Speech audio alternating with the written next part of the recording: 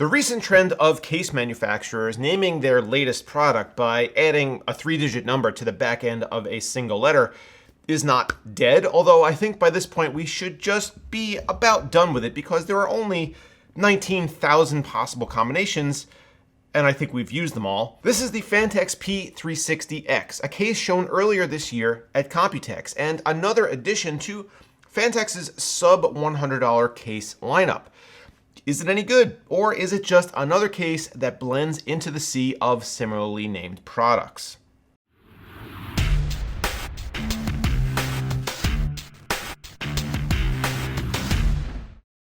Introducing Thermaltake Tough RAM DDR4. Are you a man? Does your wimpy computer need more memory? Do you also like speed? Tough RAM is built for you. Tougher than that steak you cooked and faster than your sister on prom night, Tough RAM is available in 3600 MHz kits and is optimized to take your PC from girly to gnarly. Also for women, because we don't discriminate. Check out the links below to learn more. Before we get started here, I just want to remind you to click on that subscribe and notification button if you like the content. It does help out quite a bit, and thank you very much. $70 is a price point that I can definitely get behind, and Phanteks has really pushed the budget segment with its Eclipse lineup in recent years. The P300, 350, and 400 have all been good to excellent choices for consumers looking to spend $50 to $75 on a quality enclosure without sacrificing too much. And the new P360X looks to keep most of that market appeal while changing up just a few things. First up, the exterior of the case contains what is now the signature item for this line, and that's the 3/4 tempered glass side window. Phanteks isn't the only company doing this now. NZXT has also gotten in on it, but to my knowledge, they were the first ones to take this approach. And it makes a ton of sense. Glass down at the bottom of the case doesn't do too much anyway, as you're just looking at the power supply shroud. And when compared to steel, tempered glass is both heavier and more expensive to produce. So why not cut down on the glass used here in order to achieve virtually the same visual experience and lower the cost and the weight? By doing this, you also indirectly increase the amount of room available underneath the PSU shroud for hiding cables, as it needs to be widened out just by a bit to the edge of the chassis to compensate for the missing glass.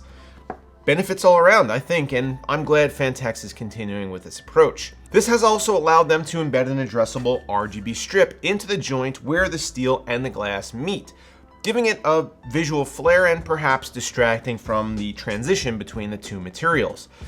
Just like the LEDs at the front of the case, the side feature strip is controllable either by the integrated RGB button on the I/O or through your motherboard's software. It comes with appropriate connections to enable either.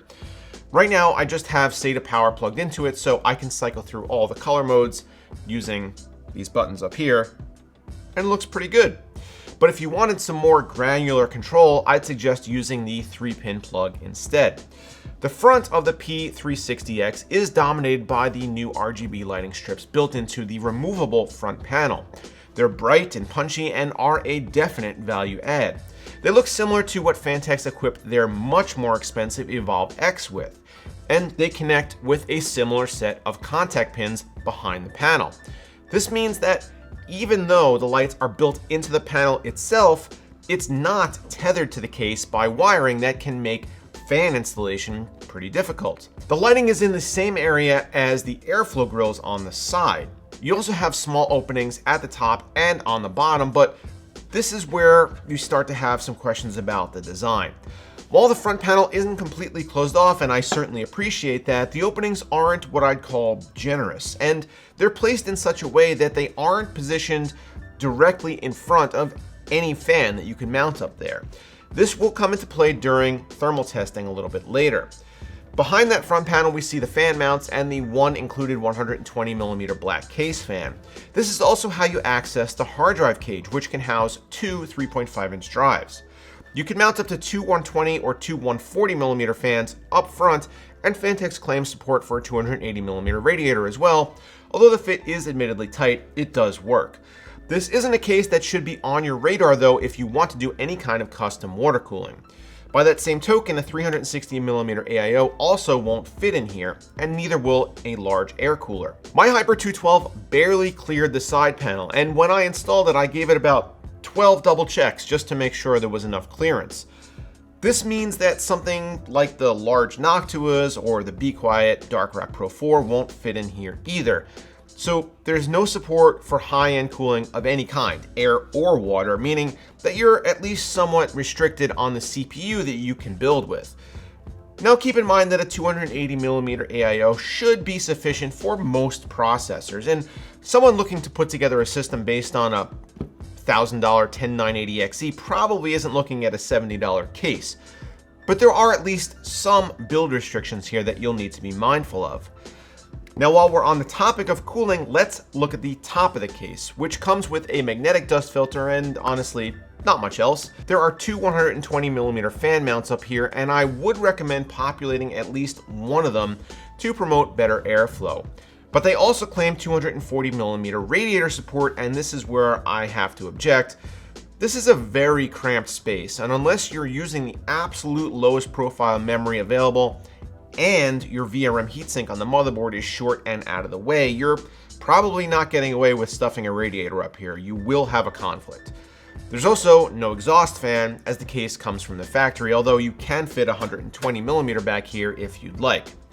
The I/O is positioned at the front right side of the case to try to get the wiring out of the way of a front-mounted rad, which I do appreciate. For $70, I don't expect a fully kitted out bank of USB ports, and indeed we only do get two, but there are separate headphone and mic jacks as well as the RGB control buttons, so that's pretty cool.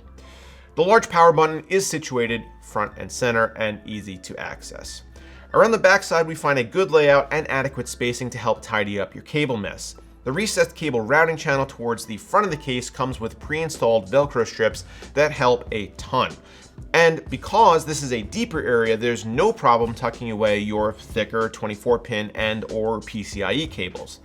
There are cable tie-down points positioned where I guess they're needed, and I did take advantage of them, at least a few of them, while building the test system. There are three 2.5-inch sleds back here, which is more than most cases in this price range might provide, and combined with the two more storage mounting options in the cage up front, you really shouldn't be hurting for disk space at all.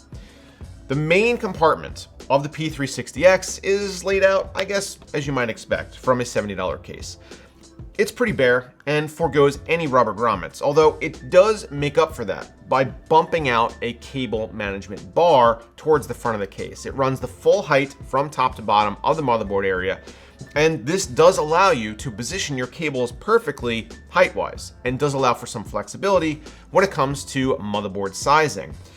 In fact, the official spec sheet lists compatibility of this fairly small case as E-ATX for motherboards, up to about 11 inches wide, which isn't something that I'd expect to see from a small budget enclosure.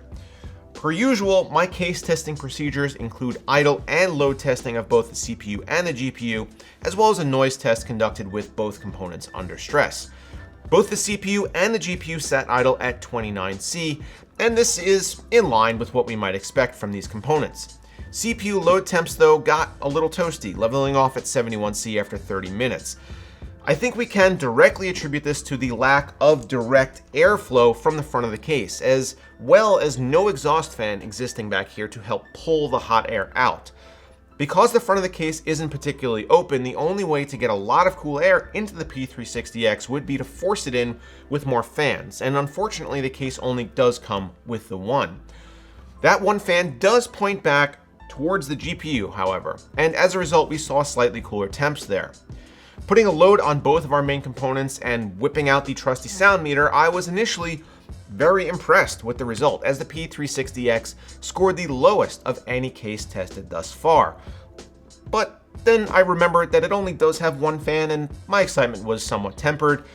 Still though, a very quiet case as it comes from the factory. The last case to come through the BPS Customs lab that was about this size and about this price was the Be Quiet Pure Base 500, which earned an Indie Award as an editor's choice. Does the P360X measure up to that standard? Well, no, I'd have to say it doesn't quite. While it's still a good case with some nice features for a very reasonable price, it struggles when it comes to proper airflow and cooling support. I'd rather case manufacturers worry about those two things first in a budget case, and then worry about sprucing up the exterior with whatever money happens to be left over, as I guess opposed to going the opposite way. I'm not going to say you don't get a good deal if you buy a P360X. It's definitely a serviceable enclosure, and at $70 it won't break the bank. It's also cheaper than two cases that might be considered its rivals, the NZXT 500 and the PureBase 500. So it's definitely right for some consumers, but are you one of them? Would you consider the P360X as your next case? Let me know down below in the comments. Also check out the merchandise store for t-shirts and hoodies like this one to help support the channel directly. Thanks so much for watching, and I'll catch you next time.